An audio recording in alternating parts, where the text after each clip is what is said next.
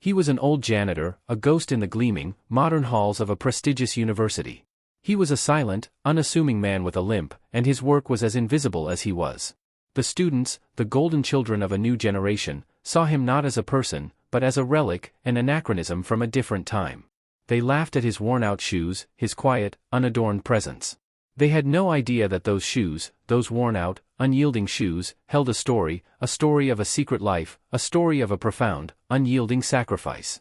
They had no idea that one day, his hidden story would be revealed, and a chilling truth would bring them to their knees, begging for his forgiveness.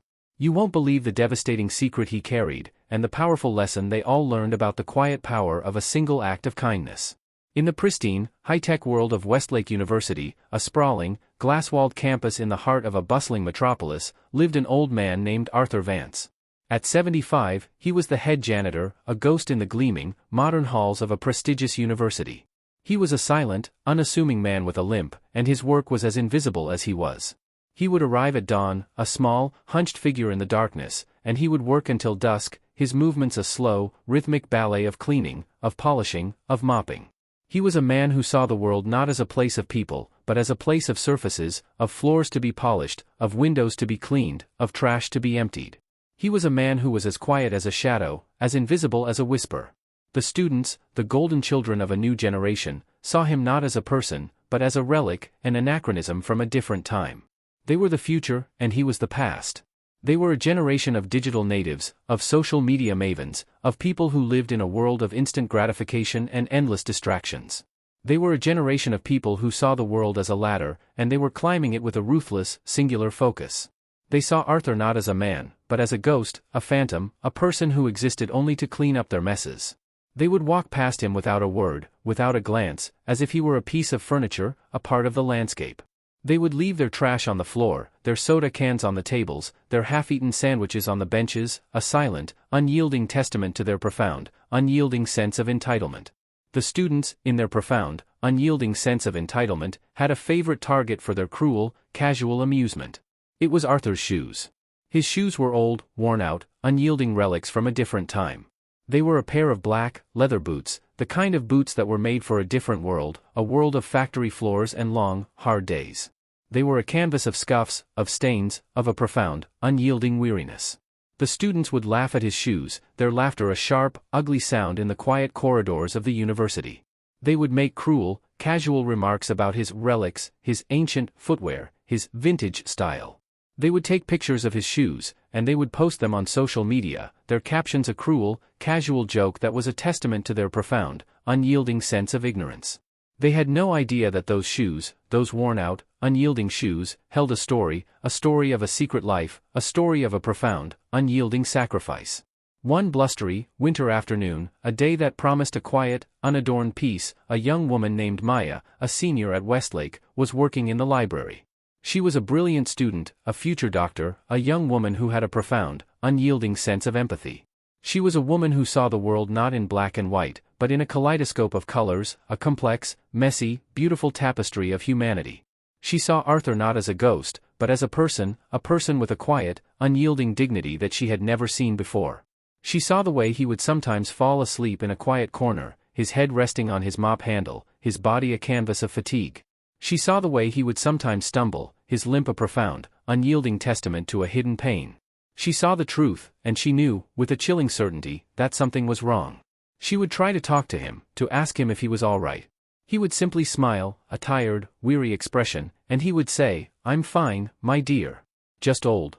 He would walk away, his limp a profound, unyielding testament to a hidden pain, a pain that was a testament to a life that was a profound, unyielding mystery.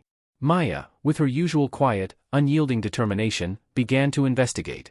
She began to watch him, to follow him, to try and uncover the secret he was so carefully hiding.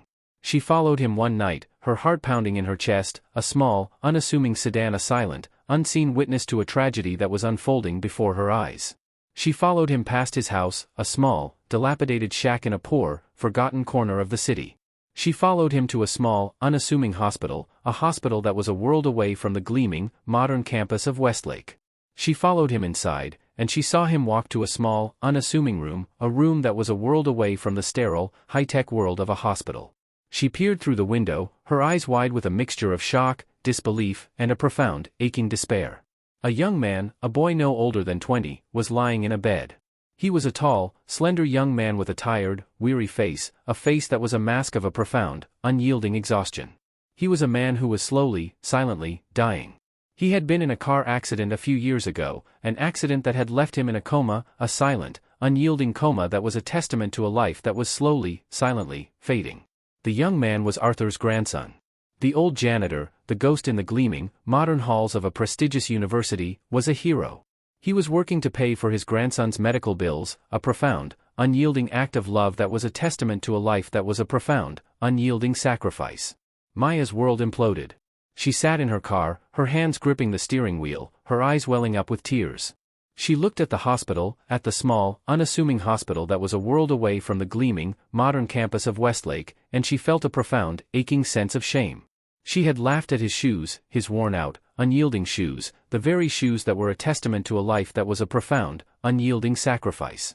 She had laughed at a hero, at a man who was a champion, at a man who was a grandfather, a man who was a ghost, a man who was a phantom, a person who was slowly, silently, fading. She felt a profound, aching sense of shame, a shame that was far worse than any physical pain. The next day, she went to the student council, her face a mask of quiet determination. She told them the truth. She told them about Arthur, about his grandson, about his secret life. The student body, once a cold, unyielding monolith, was now a tapestry of quiet, unyielding kindness. They had seen his limp. They had seen his exhaustion. They had seen his quiet, unyielding dignity. They had seen the truth. They had seen a man who was a hero, a man who was a champion, a man who was a grandfather. They had seen a man who was a ghost, a man who was a phantom, a person who was slowly, silently, fading. They had seen the truth, and they knew, with a chilling certainty, that they had been wrong. They organized a fundraiser, a small, unyielding act of defiance against the cruelty of their past. They organized a community that would embrace him, that would hold him, that would heal him. They organized a family that would show him the true meaning of faith, of family, and of love.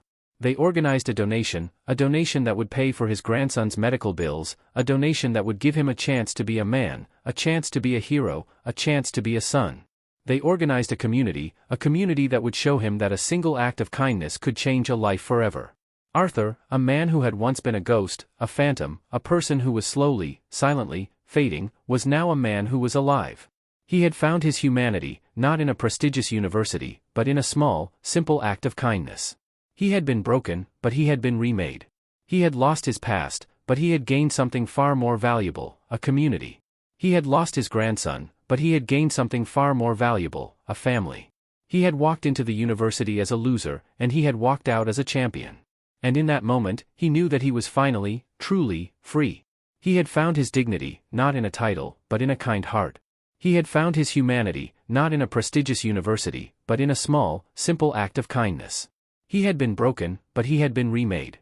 He had lost his past, but he had gained something far more valuable, a community. This story is a powerful reminder that you never know who you are talking to. It's a reminder that a single act of cruelty can come back to haunt you in the most unexpected ways. It's a reminder that true dignity is not about your title, but about your character. If this story touched your heart, share it with someone who needs to be reminded of the power of empathy. Like and subscribe for more stories that will change your perspective and remind you that sometimes, the most valuable lessons are the ones that are learned in the quiet of the night.